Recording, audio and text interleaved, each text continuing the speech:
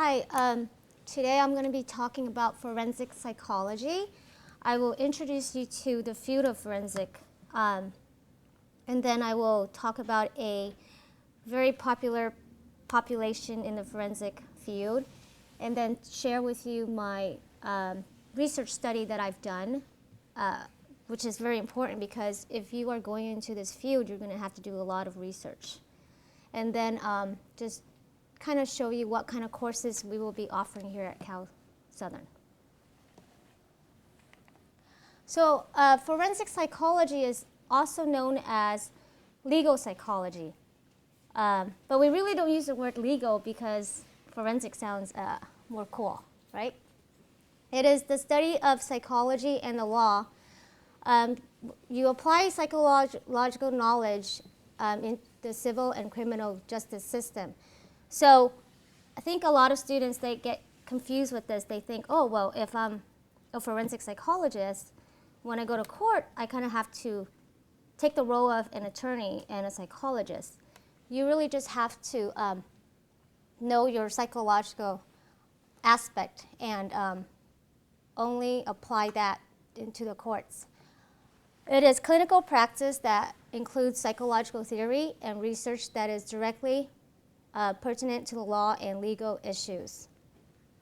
So when you go into court and you present your evidence, you really have to do some research also too to back up what you are trying to say about the client. So what kind of activities does a forensic psychologist do? There are lots of areas. You can do courtroom testimony. That's where you become an expert witness. You testify for the defendant. You can do child custody evaluations in divorce cases. So that's a very hard one for a lot of psychologists because they don't want to, be on one side and the other, and it's hard for them to have to see the children go through this divorce. You can do law enforcement candidate screening, where you will give assessments to people who are interested in becoming a police. You can treat sex offenders in correctional facilities, which are the prison systems. Do assessment of plaintiffs who are claiming disability. There are people who try to get disability benefits and they could be lying, so you could administer a malingering test to see if the symptoms that they are claiming are true or not. You got to do research and theory, build your own theory about criminal behavior.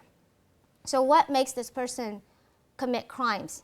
Build your own theory on it and then do some research also. You design and implement intervention and prevention programs for youthful offenders at YRC, which is Youth Regional Center, and JDC, which is a juvenile drug court.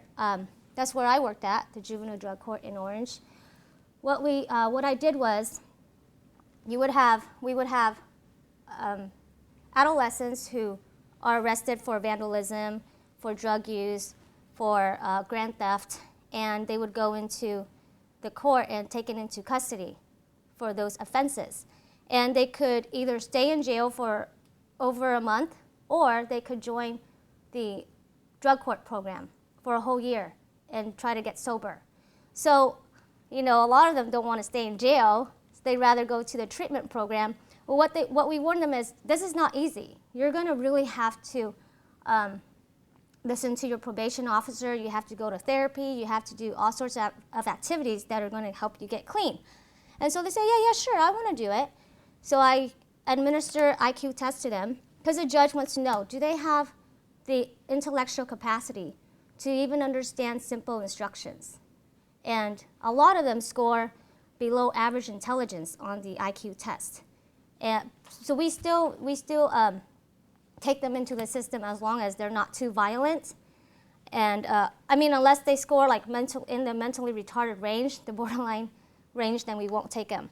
So they go in there, and I would do therapy with them, and then I would do a 3-month treatment program plan first for each individual. So say if the child has a methamphetamine dependence, diagnosis, then I would do a plan specifically for that drug use. Okay, you look at their background, how did they grow up, who do they have a detachment problem with, so you work on that also. If they have a problem with their grandma, then you work on how you're going to improve their relationship with their grandmother. And then you find out what they like to do, what kind of activities would they like to do, and get them into that, get them into training program, job training programs. So that's the intervention and prevention programs. There are 4 major areas in forensic psychology. Number 1 is legal psychology. That's where you do expert testimony and assessment. So some psychologists, they're expert witnesses in the legal system, and usually they administer these 4 tests that are very popular. The WAIS is a Wechsler Adult Intelligence Scale 4. It's an IQ test that measures academic skills and general intelligence. And then the MMPI is the Minnesota Multiphasic Personality Inventory 2 that measures more clinical syndromes than personality. And I know it says personality, but it measures more clinical, so I don't know why. But you know, clinical syndromes such as depression, anxiety, paranoia, that's what it really screens for. The MCMI, the Milan Clinical Multi-Axel Inventory 3, measures more of access to diagnoses, personalities such as antisocial, histrionic, narcissistic, dependent, avoidant, looks more at those personality scales. Then the Rorschach is a projective test. It's the ink blot test. There are 10 cards. You look at an ink blot and you tell the psychologist what you see. So this measures more of the person's emotion, their perception of the world, how do they cope with stress. So this will really help you see how the person manages their stressors. And these are the tests that you can show in court. And the attorneys will try to chew you out with all these tests. What does this, what does this response mean on this one Rorschach card? And that's what legal means. When you go into the court, you don't want to talk about the legal aspects. You just want to talk about what you found from your test, and that's all you want to present. Okay, so you never say, oh, well, this one response where the client says, oh, the head is chopped up, and the eyes are bleeding. This is a morbid response. That means he's psychotic. You want to look at the whole picture and tell them what the whole picture means, and then you combine all of the tests to paint a picture of the client. And then number 2 is correctional psychology. That's mostly you work in the prisons, which we'll go into later. Police psychology, you can work at police departments, working with police officers. And then number 4 is criminal psychology. One of my professors, he's been a forensic psychologist for over 20 years. And he goes to crime scenes and he does criminal profiling. So when he looks at the victim who's dead, he can tell what kind of killer it is by looking at how the person is killed. Why were their hands tied behind their back? Why did they have a blindfold over their eyes? Why was their face smashed and unidentified? He can tell you exactly the background of the killer. So you can do that, and if you go into forensic psychology and you tell them you're a forensic psychologist, people are gonna say, I get this every time, oh, so you do CSI stuff. No, not really. I don't look at dead bodies, but I could if I want. Okay, so if you talk about forensic psychology, I'm going to give you one case that pertains to an expert in the courts. Psychologists started testifying on a regular basis from 1940s to 1950s. Before, the court didn't really want psychologists to be expert witnesses because they didn't think we were qualified for that. So it started between that time. And the Hidden versus Mutual Life Insurance Company is a case where an expert was hired to assess a plaintiff's mental status in a civil case.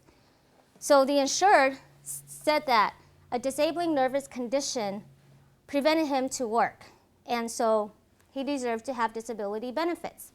That psychologist, who has a doctorate degree in clinical psychology, administered projective tests to the client.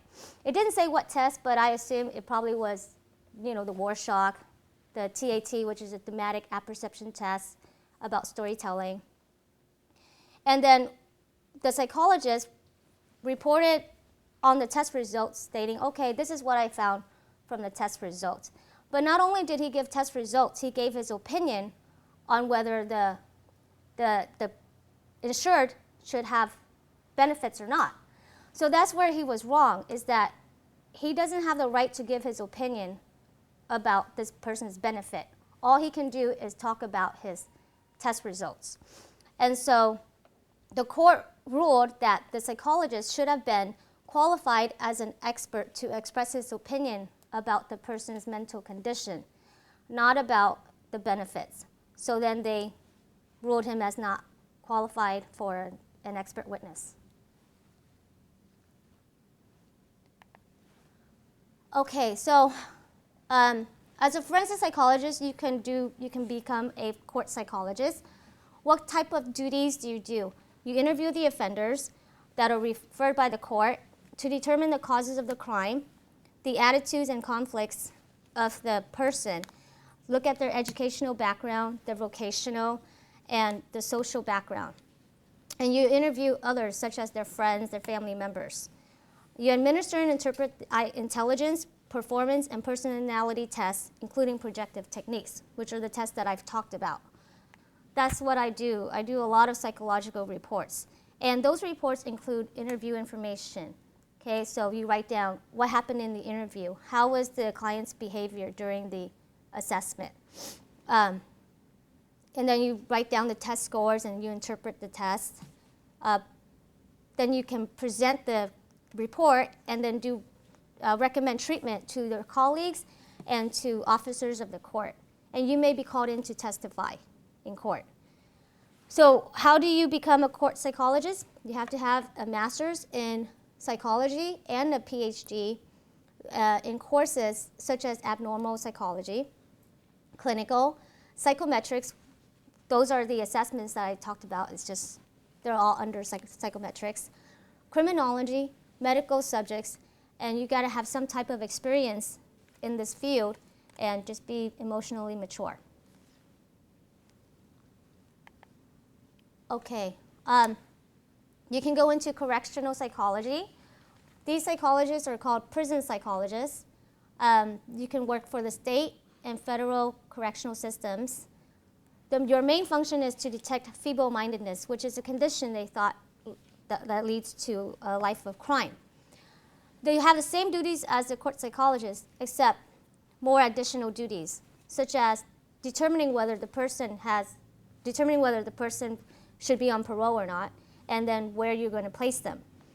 You can plan and revise programs for offenders who have a psychiatric and severe disability problems. And then you can investigate problems of penal psychology or test construction. So here's the website, cdcr.ca.gov. This is a California website of correctional facilities.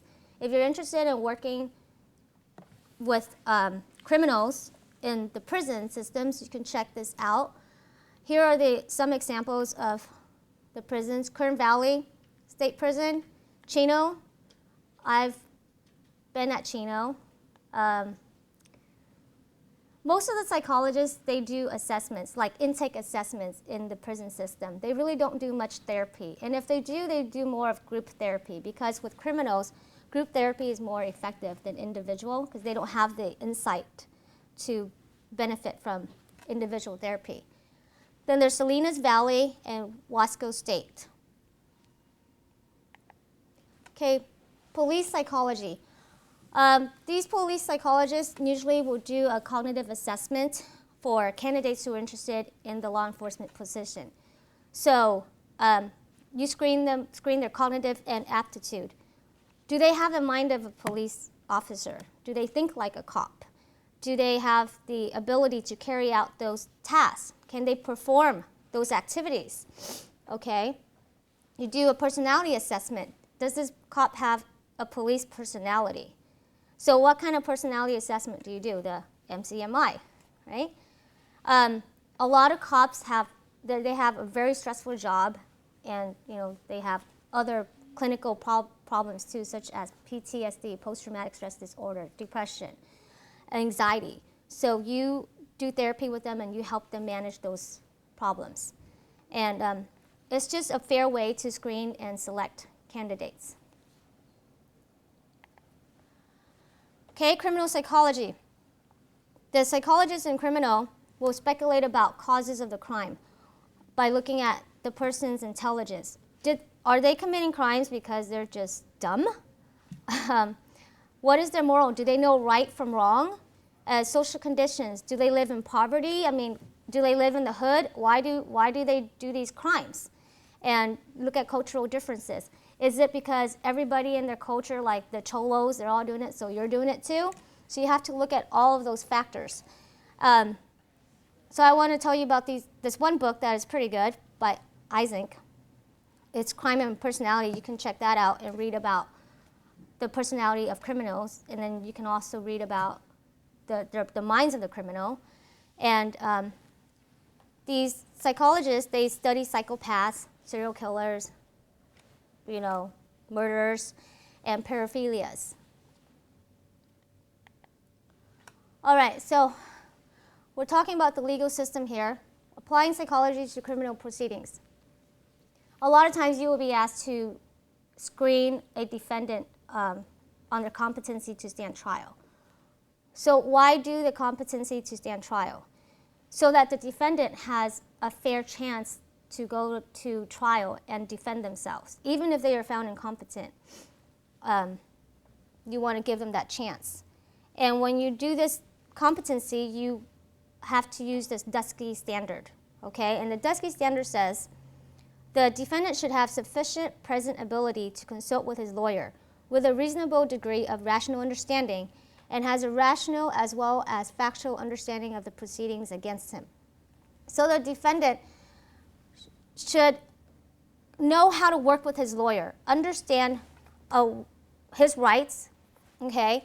And they have to also have an understanding of what's going to be happening to them in the court, what's all the proceedings. Okay, so a lot of times these criminals will go in and say, well, I'm crazy. I have hallucinations. I see things, I hear things. I'm psychotic, so I'm insane. Give me the insanity plea. Well, the presence of psychosis is not sufficient for incompetency. So the mere presence of severe disturbance is only a threshold. You must be further demonstrated that this type of disturbance in this defendant facing these charges in light of existence evidence, anticipating substantial effort of a particular attorney with a relationship of known characteristics results in the defendant being unable to rationally assist the attorney or to comprehend the nature of the proceedings and their likely outcome. So later I will give examples of the people who were found competent and people who were found insane based on these rules. Okay, so about 80% of defendants have been found competent. And what kind of instruments are used for competency? We have the competency screening test, the CST, which identifies competent defendants, and it minimizes lengthy evaluations. The competency assessment instrument, the CAI, has items that are related to legal issues. The interdisciplinary fitness interview, IFI, assesses legal and psychopathological aspects of competency. And then the fitness interview test, FIT, assesses psycho-legal abilities of the individual. So all of these tests are very similar in what they do, but they're a little bit tailored in a different way. So I'm sure a lot of you guys know who Jeffrey Dahmer is, the serial killer who engaged in cannibalism, necrophilia, rape, torture, dismemberment. He tried to do the insanity plea, but he was found competent to stand trial. So he received a death penalty. And here's John Wayne Gacy. He was the clown killer who killed 33 young men. And also he pleaded the insanity defense and lost. So he was found guilty and competent also for all of the offenses. So this guy right here, John Wayne Gacy, is a true psychopath. Jeffrey Dahmer, at least, he expressed some remorse and guilt for what he's done. You know, he said, I'm sorry for the victims. I'm very sorry what I've done to their family members. I deserve to die, okay? John Wayne Gacy says, whatever I do is not going to bring them back. They're already dead. Who cares? So we will be talking about the psychopathy test that will assess criminals like this also. Okay, so if you want to do competency evaluations, a lot of state mental hospitals do this. And they are Patton State Hospital, Metropolitan, Coalinga, Napa, and there are a lot more.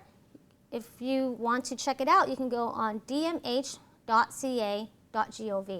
and check out the hospitals. Okay, insanity defense. Right, a lot of criminals will try to do this, go for the insanity defense. When the psychologists do this, you have to look at the McNaughton rule. So what does the rule state? It says that it must be clearly proven that at the time of the committed act, the accused had defective reason from disease of the mind, meaning they're really crazy from the mind, as to not know the nature and quality of the act he was doing, or if he did know it, that he did not know he was doing what was wrong. Okay, so this person has no clue that what they did was wrong. They don't know from right from wrong, okay? So what kind of sources of data do you use? Well, you have to interview the defendant, okay? You can use the MSE, which is the mental state at the time of offense, screening evaluation, to see what was their mental state at the time they committed the crime. I don't know why it's called MSE, because MSE also means mental status examination, which we all do for clients when you first interview them, to see if they are oriented to time, place, purpose of the interview, and all that. You can also administer the Rogers Criminal Responsibility Assessment Scales, the RCRAS, and then collect data from third parties, such as getting collateral reports, medical records, witness statements. And then in addition, you can evaluate the nature and quality of the defendant's delusions. So delusions, they're different from hallucinations. Hallucinations are seeing and hearing things that don't exist, okay? Delusions is a distorted belief you have in your mind. And you have to look at that. Does that person think, oh, are they paranoid? Do they think, oh, everybody's after me, they're after to get me? And that state of paranoia is not real, but in their head they think it is, and that's a delusion. Okay, not guilty by reason of insanity, NGRI. Acquittees. Acquittees meaning they're not guilty because they're insane. They're not easily released. A lot of times they are taken into psychiatric institutions, and they remain there a lot longer than defendants who have committed the same crime, due to the purpose of treating their dangerousness. It's not to punish them, it's to prevent them from hurting others and themselves. And the severely mentally disordered persons where treatment, both biochemical, which are the medications, psychotropic medications, and psychosocial have been ineffective. So they go to psychotherapy, it's ineffective, it doesn't work. They take antidepressants, antipsychotic medications, none of that work.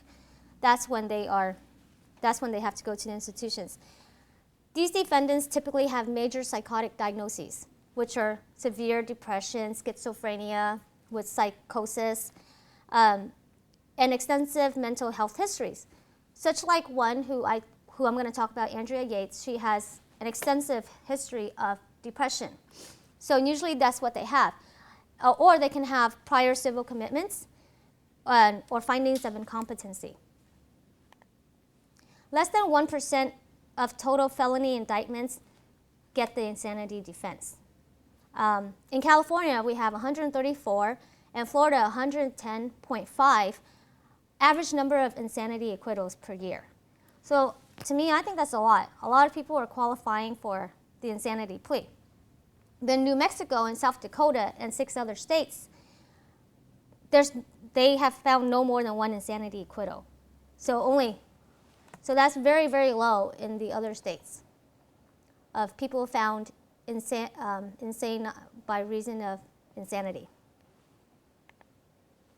So here's Lee Boyd Malvo. He was a spree killer in Washington. He was found to be insane. And then Andrea Yates, a very popular case, I think a lot of you guys know.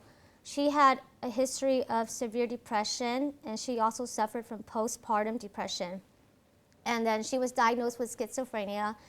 She drowned all 5 of her kids in her bathtub, and she claimed that the devil, I think it was the devil who told her to kill her babies, because if they were to live, then they would kind of like catch her sin. They would grow up and sin like her, and she didn't want that to happen. So she was found to be insane. Which a lot of people do that. A lot of people say, oh yeah, well the devil told me to chop this guy's head off, but they don't get the insanity defense. With her, with all that evaluation, they found out she really was insane. She really thought she was saving her children. Okay, so I think a lot of you guys are very interested in sex offenders. Sex offenders is a forensic population, and we're going to talk about the etiology of sex offending. So the role of attachment, intimacy, and loneliness is one of the theories that was developed by a group of researchers who think these 3 things are the main things that led to sex offending. There are lots of theories in sex offending, right? But I want to focus on this theory. So it says that childhood attachments, especially with poor attachment, meaning if you were raised with parents who abandoned you, who just weren't there, didn't give you the support, weren't emotionally there, you will have a poor attachment. And so your adult capacity for intimacy is limited. And then you don't even know how to build that intimacy as you grow older. These are the essential links in the development of inappropriate sexual disposition, which is molesting little children. Poor attachment leads to low self-esteem, poor social skills, and lack of empathy for others. So this person does not feel good about themselves. They feel inadequate. And then they don't know how to socialize with other people, okay? They're socially inept. And they just don't feel the sympathy for other people. So this poor quality attachment provides the basis for loneliness and poor intimacy in relationships. That's why they have poor communication, they're not intimate with their partners, they have problems in relationships. This poor attachment leads to alienation, which is loneliness. And that is the factor in the initiation and continuation of sexual offending. This person experiences chronic loneliness when intimacy deficits persist. So when they're going through life and they're constantly missing that intimacy and they're really lacking in that department, they start to experience this chronic loneliness, which is emotional loneliness. And that's a fixed cognitive, emotional, and behavioral deficit in the person. It's not even about the partner. It's not whether they have a partner or not, which makes them lonely. It's really from the internal loneliness that they have. And therefore, that person suffers from emotional loneliness. And this sets the stage for aggression and self-serving behavior. Because they're so lonely, they're going to do something that is going to gratify themselves, right? And they don't care how the other person feel. So they offend and they molest these children. It's about their own gratification. So here are examples of a pedophile, a person who molests, okay, what kind of background they came from, how were their parents like. So fathers of rapists, this is just a statistic, it's not saying everybody, and this is just what's been found. And so the fathers of rapists are drunks and abuse their children, okay. Exhibitionists and non-familiar child molesters, which are child molesters who don't abuse the family members but just other people. They were neglected by their parents. Chaotic and disruptive child-parent relationship among rapists and child molesters. So they did not have a good attachment and good relationship with their parents for the rapists and child molesters. Child molesters lacked close relationship with their father. They were neglected.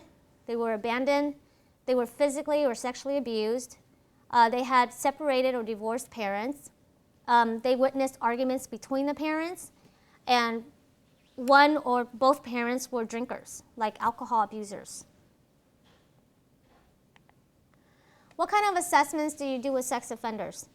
Well, professionals in the mental health field would focus on the person's past, their present, and their future behaviors. What did they do in the past? What kind of offenses did they commit? What type? Okay, you want to know in detail. What exactly did they do with these kids? Okay, what are they doing now? And then you predict their behavior. What are they going to do later on? Okay, the scope of these assessments includes the offender's amenability to treatment. Can they be treated? Okay, what are the treatment needs? And are they a risk to the community? Okay, at a pretrial stage or post-conviction. So before they were found guilty, are they dangerous? And after they're guilty, how dangerous are they? Pre-incarceration phase of the criminal justice process. This area is a specialized area, and it has its own ethical standards. Because you know there's a basic ethical standard for all psychologists, but when you work with sex offender, there's a different rule. Okay, other areas, the best way to do this is by collecting a lot of collateral materials, okay, that cover the person's intellectual level. What is their intelligence? Are they, below average? Are they smart? Psychopathology and personality, which is what I talked about, the psychopaths. Are they antisocial? Is this why they're doing this? General social competence and social skills. Can this person be in a social setting and be comfortable communicating with strangers, with a group of people, or are they loners? Do they just, hang out by themselves? Which a lot of people think sex offenders are loners. That's how we perceive them as. How is their self-esteem? Do they have a very low self-esteem? Okay, and their attachment and bonding. You collect their family history and you look at how their attachment was with their family, with their parents. Okay, other areas included a detailed sexual history, like I said. You want to know exactly what they did with these to themselves and to their victims. Okay, look at their cognitive distortions. Cognitive distortions are usually what the sex offender thinks is okay, like, well, you know what, that little kid looks provocative. He was asking for it. So what's wrong with that? Well, it's not wrong of me to do that. Or they would think, well, but I love kids, and this is my way of showing love. What's wrong with that? So that's a cognitive distortion. Can do phallometric assessments, which is like an instrument that you put around their penis and you measure their circumference as they get aroused, okay? Do standardized measures of certain aspects of offender behaviors, such as predicting recidivism, which is what we're going to talk about, the recidivism test. And here are the tests, the violence risk assessments. These are very popular tests right here that are used with sex offenders and criminals. The VRAG, the Violence Risk Appraisal Guide. It assesses future dangerousness of the mentally disordered offenders. It measures likelihood of any violence for 7 years. So not just sexual violence, but any type of violence. Just a person throwing something against the wall, throwing something at somebody. It measures violence that minor to see. And then the SORAG, the Sex Offender Risk Appraisal Guide, assesses the recidivism risk of people who have been convicted as sexual offenders already. You want to see how dangerous they are to go offend again, sexually offend, okay, or rape somebody. And then the Hare Psychopathy Checklist Revised is the PCLR. This is the psychopath assessment. You want to see, do they have remorse, guilt? Do they have sympathy for the victims? And so these are items that you can look at, and you can look at the scores. The higher the scores, the more psychotic they are, more of a psychopath they are. So this is the best predictor of subsequent recidivism. How likely are they going to recidivate again? Okay? And that's what I just said. It measures empathy and antisocial behavior. Okay, so you can assess their dangerousness without using the instruments that I just talked about by just asking direct and specific questions in an interview. So you want to collect their history of violence, both as a perpetrator and victim. Was violence committed towards them? Did their parents hit them, And how did they commit violence toward their victims? And then fantasies of violence. What kind of fantasies do they have? Do they fantasize about bashing somebody's head with a hammer? Okay, you want to look at the level of anger. How angry are they? There's like suppressed anger from inside, and there's like overt anger that is expressed. So you want to look at both of that. Plans to commit violence. Are they planning to commit a violence again? Okay, what are they thinking of doing next? Familiarity with and access to weapons. How familiar are they with weapons? Okay, such as guns, knives, and do they even have those weapons? Techniques of self-control and stress management. How successful are they at controlling themselves? Okay, so when they have these images of violence, are they able to control it? And when they are stressed out, are they likely to act out that stress, that anger when they're stressed out? And how do they control that? Okay, motivation for self-control. Do they want to control themselves? Okay, then this is the question we have a lot for substance abusers too is, are you motivated to change? Do you want to quit doing drugs? So the motivation is a big part for them to change. Empathy toward others, especially toward their victims. Okay, do they feel any empathy for other people? Insight into the nature, causes, and seriousness of their problems with violence. Do they have that insight into why they do what they do? Why do they commit the crime? Are they serious about changing their behavior? Okay, the areas of intervention, there are a few. You can send them to prison, okay, which a lot of them should be in, I think. Or they can go to community-based programs. Some people feel that the state is too lenient on offenders by keeping them in the community. Because, some people don't want offenders in their community. Like, oh my God, they're in my neighborhood. They're going to be around my kids. They should just go to jail. Whereas other people think this is more cost-effective, right? Because prison costs a lot of money. And that this would encourage more child victims to report crimes. If they know the offender's around, they can report it. Because many people don't want to see their family member who is a molester to be taken away and go to jail. Okay, there are sexually violent predator programs. These programs allow sex offenders who have served their prison sentences to be civilly committed to a high-security mental health facility for control and treatment, which I think is a very good program too. They don't have to be in the community. They can just go to a mental health facility, and we're safe from them. What kind of treatments do you do with sex offenders? For psychological treatments, you can do group therapy. It is more cost-effective and more effective than individual therapy. Because with group therapy, the offenders, they can challenge each other. They can confront one another. Oh, what did you do with that child? Oh, you're gross. I'm better because the degree of what I've done is not as bad as yours. So that's what they do, and that's good for them because they can kind of look at other offenses and compare it to themselves, all right? And it helps them recognize the offenses that they've done, okay?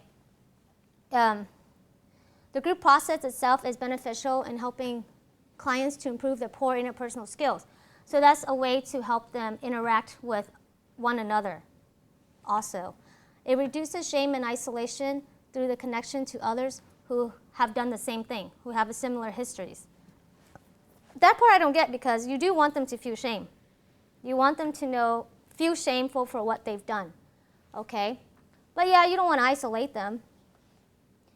Okay, and then this gives them a chance to publicly acknowledge their own behavior, okay? They can recognize really what they've done and then let people know about it, tell people about it instead of being secretive. Because I do have friends who work with sex offenders, and they do keep secrets. They don't tell what they did. Like yesterday, oh, I just, touched this little girl, and they won't tell. And they kind of get in trouble for not doing that. And so group therapy allows them to publicly share what they did this morning, last night. And this helps them become less self-centered and secretive. The most popular model that is used for sex offenders and criminals is the cognitive behavioral therapy, CBT. Okay, this places a heavy emphasis on the relapse prevention program model. So you want to prevent them from doing it again. This is also popular with substance abuse users. Okay, you want to change their cognition, what they think about drugs, how bad the drug is for them, and then help them act on it. And then the CBT model focuses on teaching the offender's skills and tools to self-manage his thoughts and behaviors. You want to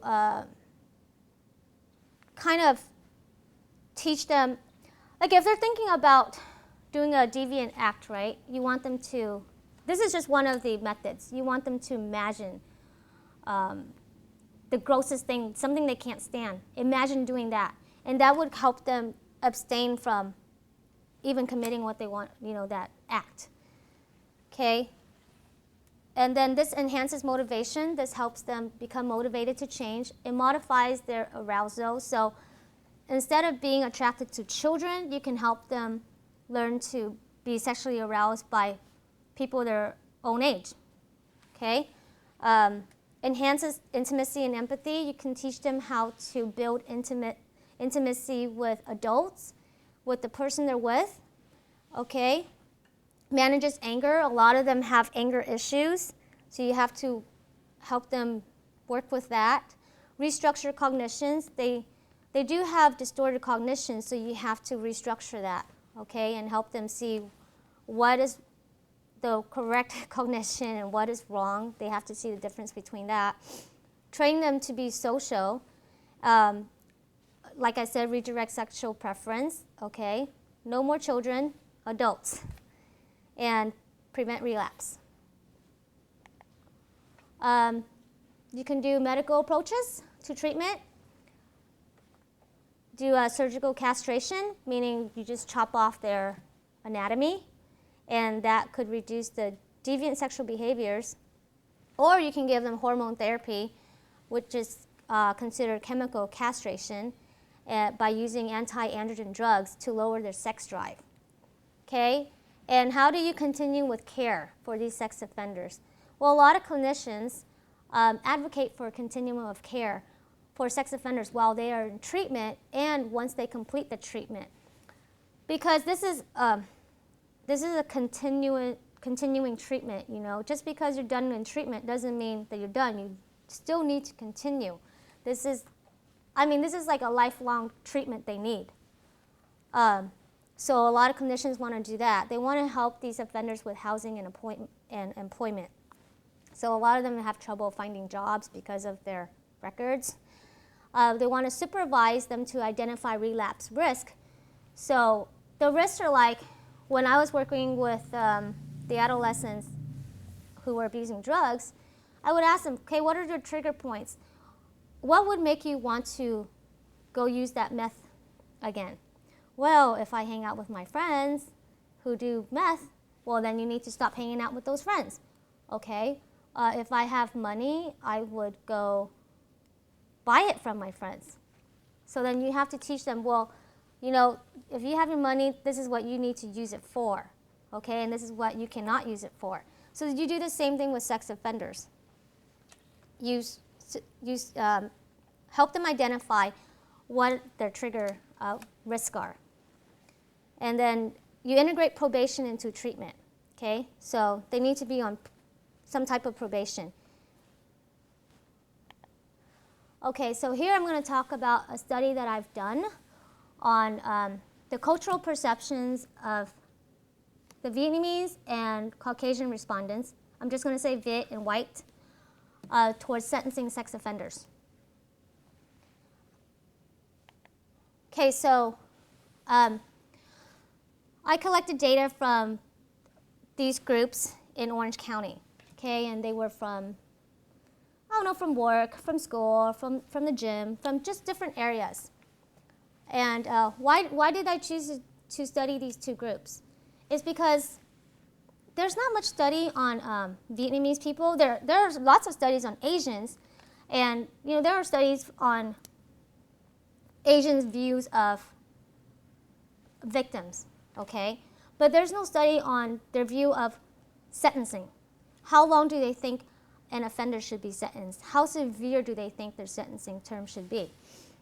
So there's no study on that. And then Vietnamese, forget it. There's like no study on Vietnamese. And if there were, there's studies like on sex trade, okay?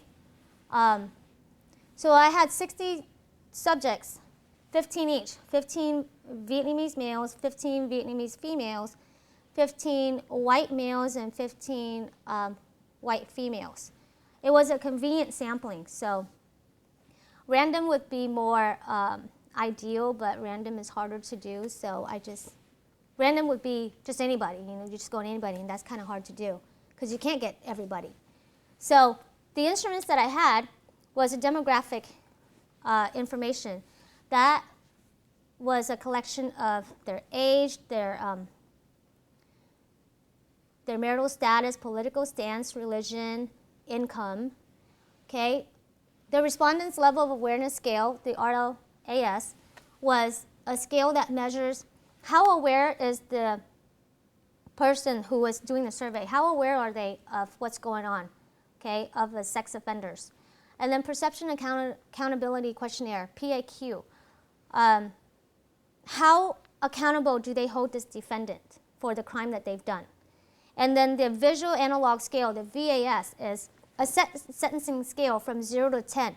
0 is like no sentencing, and then 10 is the death penalty. How severe, what kind of sentence do they think this person deserves? And then I had a vignette. So I had a vignette, like a sample vignette of an offender who abused, who molested about 12 children. He didn't molest his own kids. So by reading that, they mark their scores like on a Likert scale from 1 to 5. How likely do they agree or strongly disagree? Okay, so my hypothesis, I just combined the hypotheses. Hypothesis 1 and 2 is, did I think there was a significant difference between the culture and gender on the accountability of the perpetrator? So I said, yes, there's significant difference. Well, I found out there was no significant difference between the two cultures. Okay, so the Viet and the whites viewed the sex offender as very accountable for the offense. Okay, hypothesis 3 and 4. I hypothesized that there would be a significant difference between the culture and gender in the severity of punishment. So I thought they would be similar in sentencing, like 20 years for this person to the death penalty. And they were very similar. So why was there similarity? My big hypothesis for this similarity is I think that the Vietnamese culture, because they live in the United States, they're more assimilated into the core culture. Okay? Now, if you were to do a survey of the Vietnamese people in Vietnam, their cultures, their beliefs are very different over there. So over there, you would find them, they would find the perpetrator to be less accountable, okay? And they would not recommend a sentence as severe because they're more likely to blame the victims or just kind of dismiss what the offender has done. which have been proven by other studies that I've found in my study. There was one in the Chinese culture where the Chinese mostly blame the victims, okay? And then there's a study on a mock jury between white female and male jurors who held the perpetrator accountable the same way. So, but if you compare the two, like the mock jury from here and then the respondents from Vietnam, their perceptions were different. But when I did the study with the two cultures here, they both cultures had very similar views of sex offenders. So yeah, this is what you're going to be doing a lot if you're going to become a forensic psychologist. You have to do research in the area that you are interested in, or do research in, you know, whatever job that you have, they tell you to do, you have to do it. Okay, so if you're interested in becoming a forensic psychologist, these are some of the classes that we are developing. So these are the beginning classes. Intro to Forensic Psychology, which is what I will be teaching. That's the forensic psychology and the law. Okay, psychopathology, which is what we talked about. The PCLR assessment, assess a person's psychopathy. Psychological assessment, which the cognitive and intelligence testing, which are, like I said, you know, the IQ test, the Rorschach projective test, profiling serial killers. There's assessment in socio-emotional and personality testing. That was the MMPI, MCMI, the personality test. Criminal and civil forensic evaluations, which is what I just discussed earlier, the whole criminal proceedings. And then introduction to psychotherapy. You're going to be doing therapy also. So that's the cool thing about forensic psychology, is that you're not only just sitting in your private practice and doing 8 hours of therapy a day, 5 days a week. You have the flexibility of doing a little bit of therapy, going to different clinics, and doing assessments, give assessments to clients, which is what I do, and I love doing that. You can work for the court if you want, work for the prison. So there's more, you have more opportunities than just being a regular psychologist, which, you know, a regular psychologist can do those too, but not as much. They don't have the emphasis in assessment as forensic psychologists do.